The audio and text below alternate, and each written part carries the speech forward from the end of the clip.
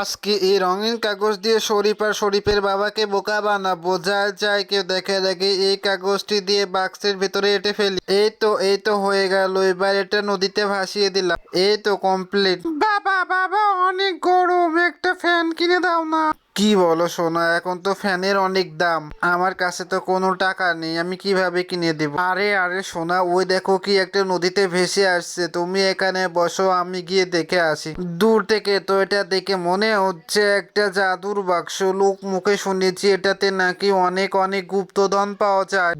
যায় আগে এটা উপরে নিয়ে গিয়ে দেখে আসি। কিন্তু তার আগে তুমি যদি এই নামটিকে তোমার মন থেকে ভালোবেসে থাকো তো আমার চ্যানেলটিকে লাইক সাবস্ক্রাইব করে দিও। এই যে সোনা, আমি এসে গেছি, এবার এটার ভেতরে কি আছে দেখা যাক। আরে আরে সোনা, এটার ভেতরে তো হাত পাকা আছে। বাবা বাবা, আমি আজ থেকে এটা নিয়ে খেলবো, কি মজা কি মজা।